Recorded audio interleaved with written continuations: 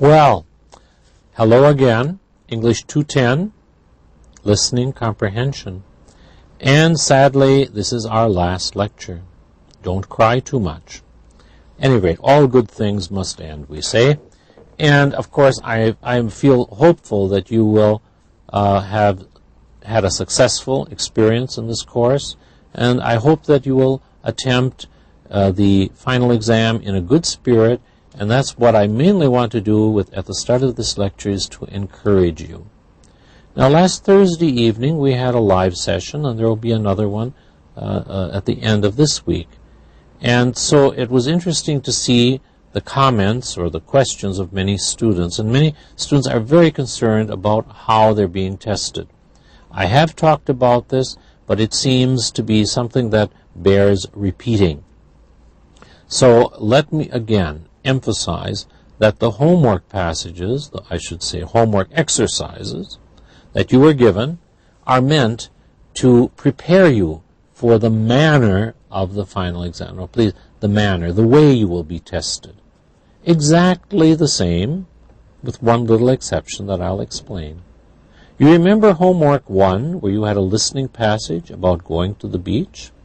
Well, you will have a listening passage at the beginning of your final exam. I can't tell you the subject. I wouldn't. I could, but I won't. I won't tell you. It wouldn't be right.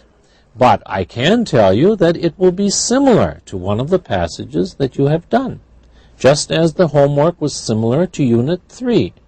Now, your listening passage, you'll find, might be similar to, and it wasn't Unit 3, sorry, it was similar to Unit 2. That was the camping and the going to the beach.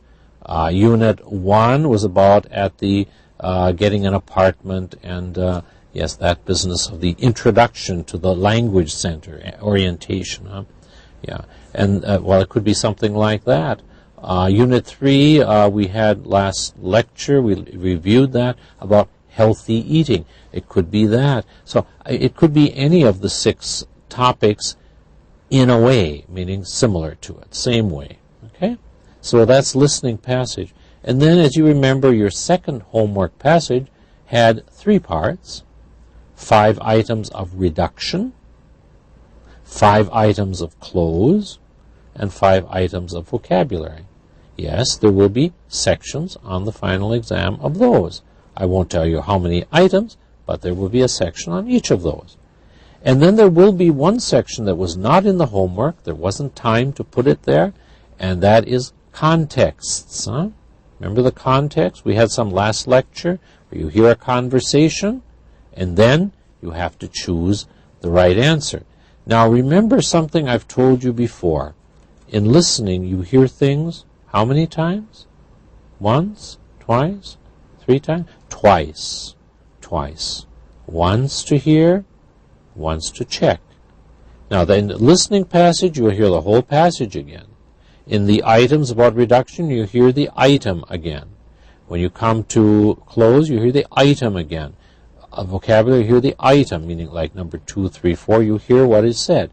In the context, it'll be a little different, and I thought it a good idea today to give you an example of that. And so that's what we're going to do right now. So let me show you what I'm talking about here.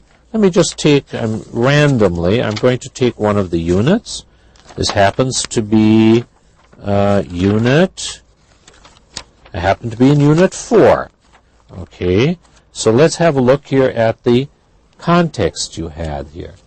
Now, in this context, notice it says in a post office, in a bank, in a gas station. Now, of course, on your final exam, you'll have 5 items to choose from.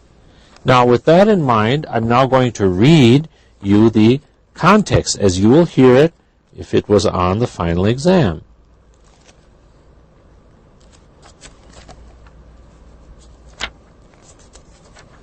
All right, so remember, you have these 3 places. Of course, on the final, you'll have 5 of them, okay?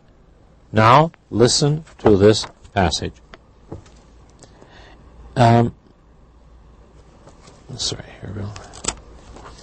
Sorry, I was in the wrong area. Next, please. I'd like to cash this. Sure. Don't forget to sign the back. Do you have an account with us? No, not at this branch. Then I'll have to ask to see your identification. Now, then I would ask you, look at the choices. Choose the correct. Where are these people speaking? In a post office? In a bank? In a gas station? Now, you heard them say, cash. I'd like to cash this. Write your name on the back. Do you have an account with us? Not at this branch. Branch, account, cash, well, that's a bank, huh? From the context, you know that. So when I do this on an exam, I would say, where are these people? I'll give you time to answer it, and then repeat, where are these people? The context will not be repeated, huh? The item will be repeated for context, just so you know that, so you don't wait and want to hear it again.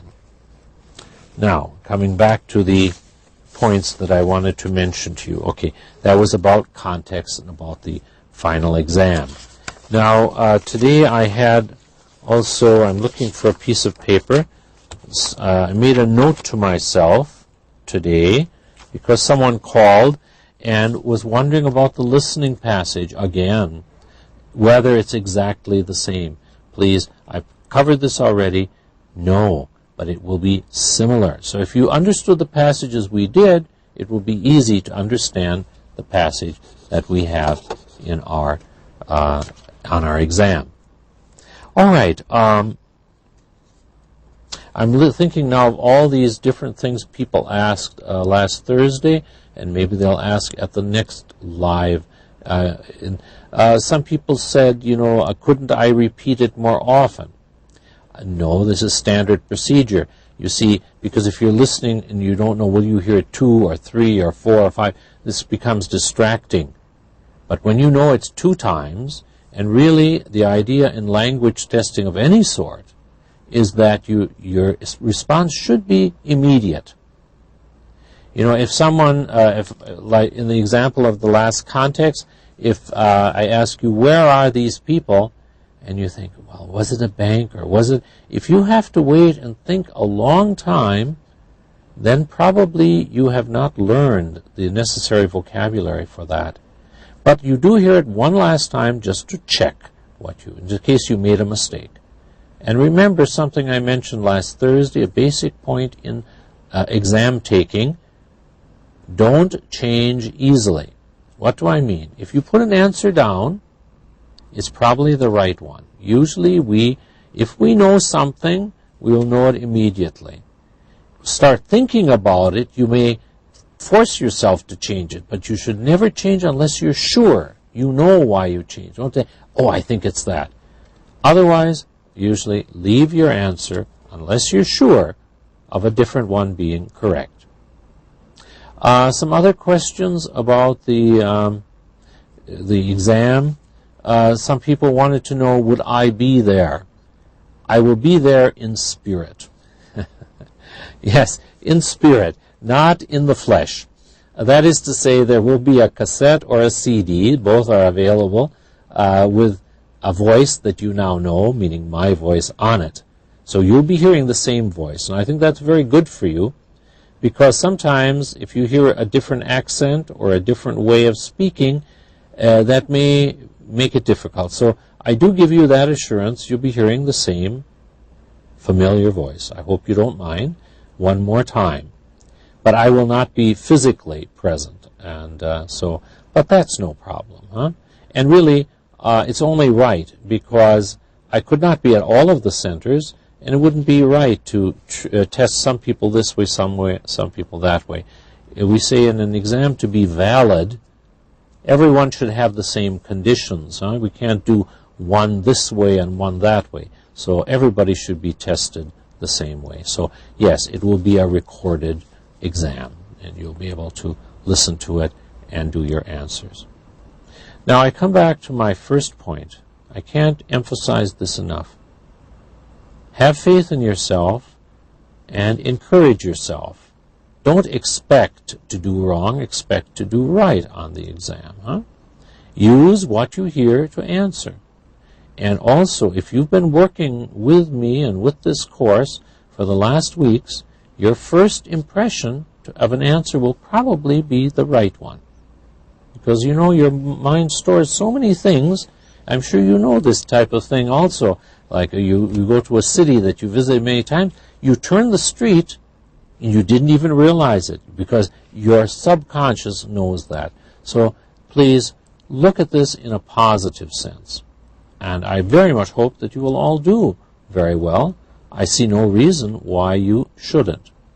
Now, if you have still a particular question about particular things, of course, you're most welcome to contact me by email or by phone. I am going to tell you I think it's better to contact by email because we have clarity, perfect clarity. Sometimes by phone I found the connection was not so good. I wasn't always sure if I was hearing exactly what the person wanted to tell me. So I think you should avail yourself of email, but you're most welcome to call. It's your right, it's your privilege, and I'm sure you've been told my office hours and my the mobile that I have from the e-learning deanship for you to contact me. Well, I could go on and on, I suppose, but I think I've covered most of the territory that is needed. We do have one more chance to interact, and that is we do have this live session that will be next Thursday evening for the women, for the men at 5 and for the women at 6:30. So if you did have some concern or something that you wish to discuss, that will be another opportunity for you to do it.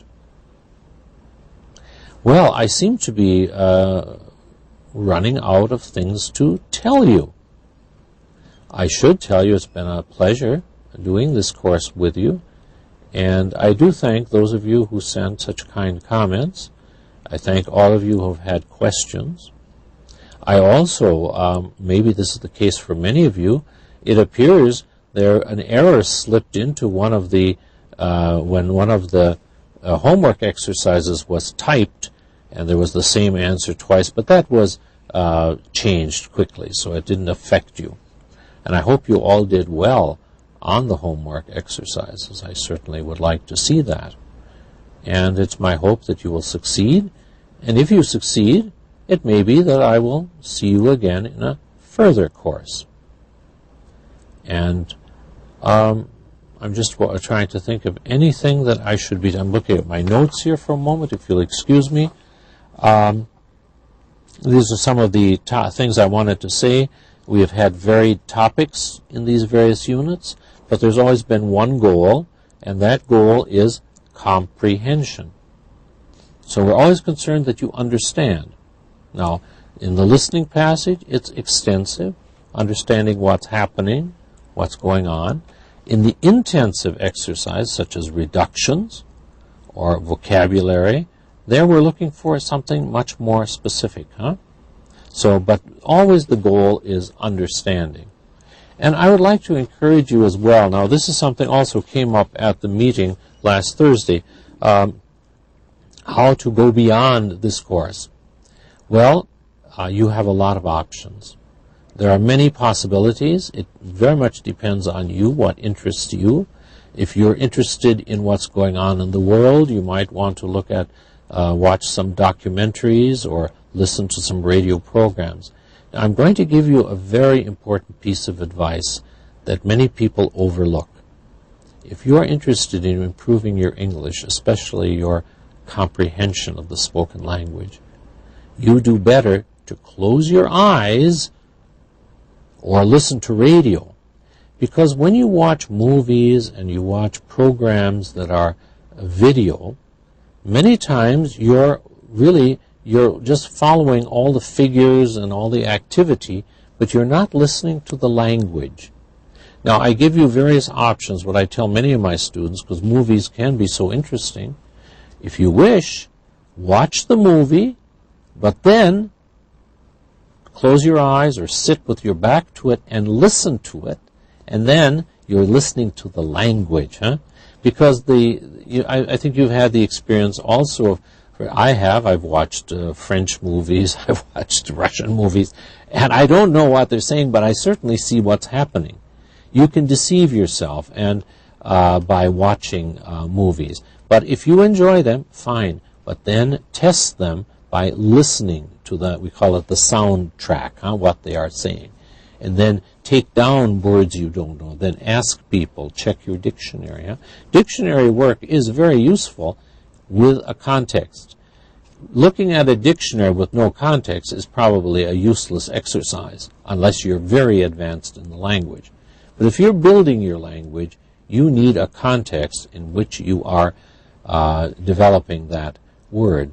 For example, if you take the word plant, you look at it has many meanings in English. It means, of course, these things that are growing. I think there's one over here, behind me here. You see this plant over here. It's artificial. It's a plastic one, though. Yes, but that's a plant. But there are many other meanings of plant. A plant is a word for a large factory. He works, for example, in a paper plant or a steel plant. You might hear a context where someone says, that is not my billfold. It was planted on me, meaning somebody put it there secretly. So when you look in the dictionary, you can get confused with all these meanings. But if you have a context, you can connect that word with that meaning and that context, and that's how you build your language. Now, I hope that this lecture, or series of lectures, this course, has provided you also with a context.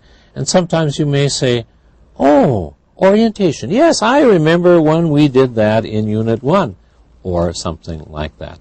It would be my pleasure, because it would mean that we've had a successful course. Wish you all the best. And, of course, this is not the end.